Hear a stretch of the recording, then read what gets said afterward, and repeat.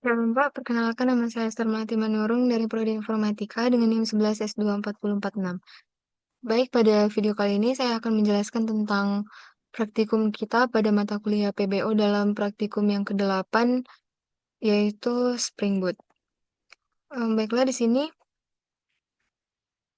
yang pertama, adapun aktivitas praktikum yang akan kita laksanakan pada praktikum ke-8 ini adalah tentang migrasi kode, yang dimana pada praktikum ini, kita mengaitkannya dengan praktikum kita pada praktikum 1, yang dimana di situ, kita menuliskan kode program untuk informasi NIM, kemudian ada perolehan nilai, perbedaan L dan kebalikannya, dan yang paling kemudian akan ditambahkan kode-kode program tersebut ke home controller dengan nama-nama metode berikut.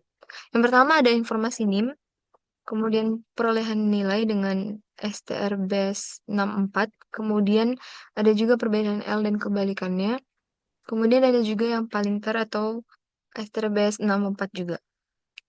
Dan di sini saya akan menjelaskan yang pertama itu tentang informasi NIM. Ini adalah contoh dari code pada praktikum 1 kita yang kemudian dimigrasi menjadi seperti ini pada gambar yang kedua. Nah, untuk praktikum yang pertama yang sudah kita lakukan pada week 1 itu berbasis Java Console biasa, yang dimana input NIM-nya itu lewat scanner atau juga bisa dikatakan keyboard, yang outputnya itu berupa teks biasa di terminal, seperti biasa kita ngerun pada VS Code. Kemudian menggunakan sistem outprintln untuk menampilkan hasil, ataupun mengeluarkan output ketika si pengguna memasukkan input yang sesuai. Kemudian akan dijalankan langsung dengan Java Studi Kasus 1 dan tidak memerlukan server atau framework. Dan ketika dimigrasi ke metode yang ada di sini bisa kita lihat. Nah, di sini dia berbasis Spring Boot. Dan di mana nanti input NIM-nya itu lewat URL atau path variable dan outputnya itu berupa HTML untuk ditampilkan ke browser. Nanti ada di slide selanjutnya ada hasil setelah dia ditampilkan ke browser, dan itu terjadi ketika kita sudah menjalankan ataupun mengerun si code-nya tersebut. Nah, kemudian menggunakan string builder untuk membangun teks HTML dan dijalankan di server web, yaitu nanti ada localhost-nya itu 8080 dan akan mengembalikan nilai dengan return atau respon HTTP. Nah, untuk unit test informasi NIM-nya, kita menggunakan pada gambar bisa dilihat di sini. Nah, ini adalah eh, kode untuk unit test untuk memverifikasi logika parsing dan juga validasi NIM. Yang dimana dia nanti menguji dua kondisi utama, yaitu NIM valid. Jika NIM-nya valid, nah maka akan ditampilkan data lengkap. Dan jika NIM-nya tidak dikenal, maka akan ditampilkan pesan default. Nah, begini contoh tampilan di browser ketika dia sudah di-run. Dan otomatis nanti kita ketika memasukkan ini localhost 8080 informasi NIM, ini NIM saya 11S24046, maka akan keluar tampilan seperti ini. Ada informasi NIM yang dimana berisi program studi, ya sarjana informatika, kemudian angkatan dan juga urutan ataupun dia di NIM-nya ini kan 46. Nah, di urutannya ini juga dia 46. Nah, pada halaman ini menunjukkan hasil pemrosesan NIM oleh fungsi informasi NIM yang mengekstrak data program studi, angkatan, dan urutan mahasiswa dalam format NIM. Lalu akan menampilkannya dalam bentuk HTML. Nah, begini contoh ketika dia sudah dijalankan di browser. Selanjutnya untuk perolehan nilai, gambarnya kurang jelas ya. Baik, nanti akan saya jelaskan untuk kodenya. Nah, di sini metode perolehan nilai ini dia akan mengkode input base 64 dari URL menjadi teks asli. Kemudian memecahnya per baris dan memvalidasi agar minimal terdapat 6 baris data sebelum diproses.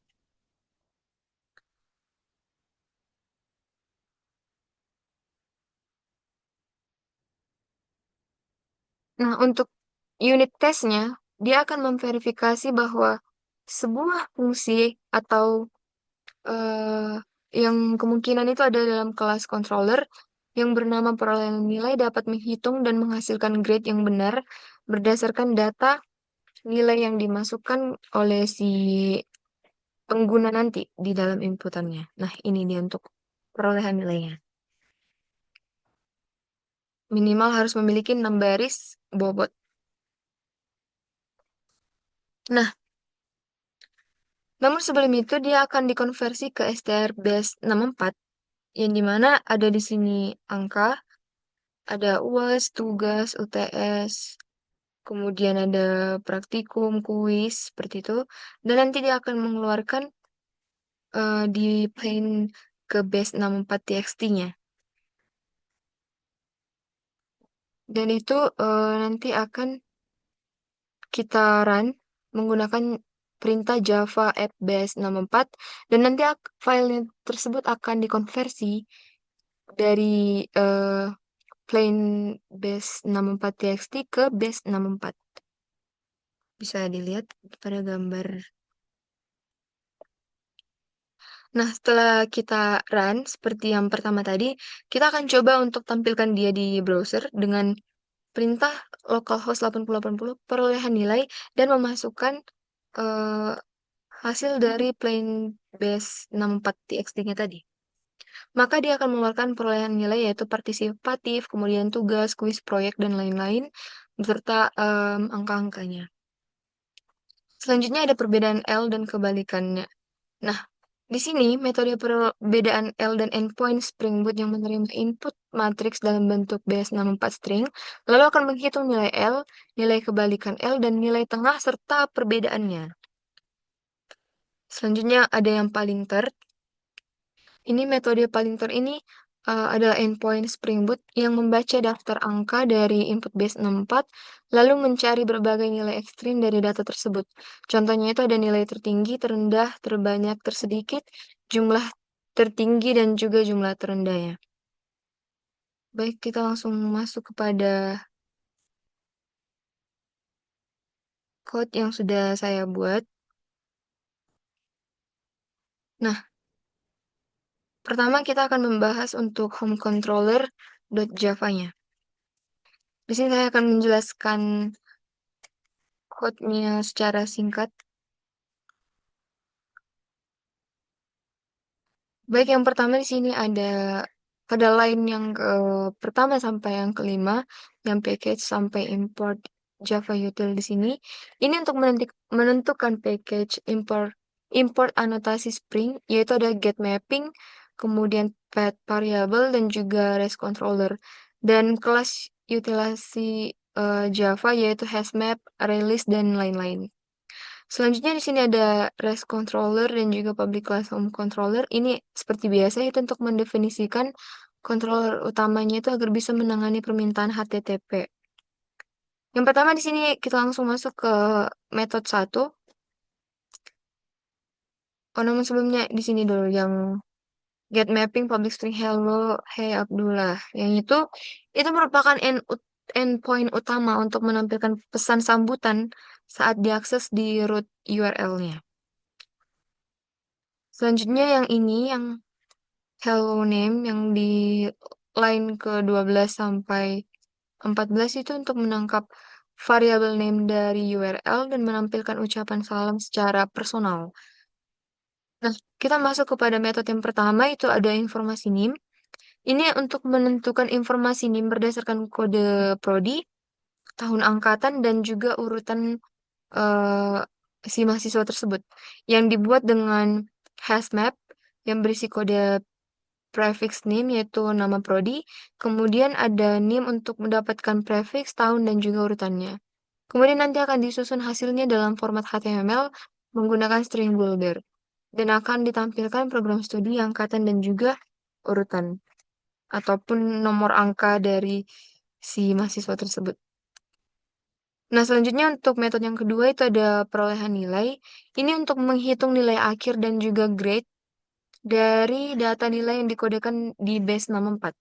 Di mana nanti di code base 64 ke teks biasa, kemudian akan diambil 6 baris pertama sebagai bobot penilaian, yang dimana akan dibaca baris nilai tersebut dengan praktikum, tugas, kuis, dan lain-lain. Nah, lalu selanjutnya akan dihitung total dan nilai maksimum tiap kategori, lalu diubah ke persentase dengan bobot yang dikalikan dan akan dijumlahkan total nilai dan akan ditentukan grade-nya, baik itu grade A, B, C, sampai E. Selanjutnya nanti akan ditampilkan formatnya juga dalam bentuk format HTML. Selanjutnya itu ada perbedaan L. Nah, di sini nanti akan menghitung perbedaan nilai antara bentuk L dan kebalikannya dengan matriks. Di sini nanti akan dipisahkan per baris di code base 64-nya, kemudian akan dibaca ukuran matriks N-nya dan isi elemen matriks ke array 2D-nya. Nah, yang dimana jika 1 kali 1 atau 2 kali 2 akan ditampilkan nilai khusus. Nanti akan dihitung nilai L, nilai kebalikannya dari si L, kemudian nilai tengah dan juga perbedaannya. Nanti juga dia akan ditentukan nilai dominan, yang dimana yang terbesar di antara keduanya. Kemudian akan dikeluarkan output dengan tag HTML juga. Dan terakhir itu ada metode yang keempat itu yang paling ter. Nah, di sini nanti dia akan mencari nilai tertinggi, terendah, terbanyak, tersedikit, dan jumlah tertinggi atau terendah dari daftar angka. Yang dimana nanti di code base 64-nya itu diubah ke list angka, yang dimana jika kosong akan ditampilkan error, kemudian eh, hasilnya juga akan ditampilkan dalam format HTML. Selanjutnya saya akan menjelaskan tentang home controller testnya. Yang pertama di sini bisa kita lihat di line pertama sampai ke 6. Ini sama seperti yang di home controller Java tadi, yang dimana ini merupakan eh, file home controller testnya, yang dimana isinya itu udah mencakup semua unit test untuk seluruh fungsi di home controller yang tadi yang pertama. Dimulai dengan hello dan say hello, kemudian informasi NIM, perolehan nilai, perbedaan L, dan juga palinter. Yang dimana struktur dan cakupannya itu sudah dirancang 100% code coverage, jadi setiap kemungkinan kondisi, baik normal maupun error, itu akan diuji satu persatu. Baiklah, di sini saya sudah coba menjalankannya. Bisa kita lihat bahwa hasilnya itu dia sukses. Lanjut. Nah, ini tampilan unit test Jacoco-nya atau indeks HTML-nya. Ini seperti yang sudah saya kasih lihat tadi, dan ini dia hasil dari eh, unit test Jacoco-nya, yang dimana di sini sudah diperoleh nilai 100 pada paling ter, perolehan nilai, perbedaan L, informasi NIM-nya juga sudah 100.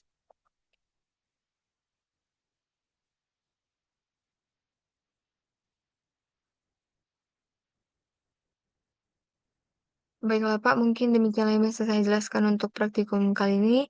Saya mohon maaf apabila ada kesalahan dalam pengucapan. Sekian dari saya, terima kasih Pak.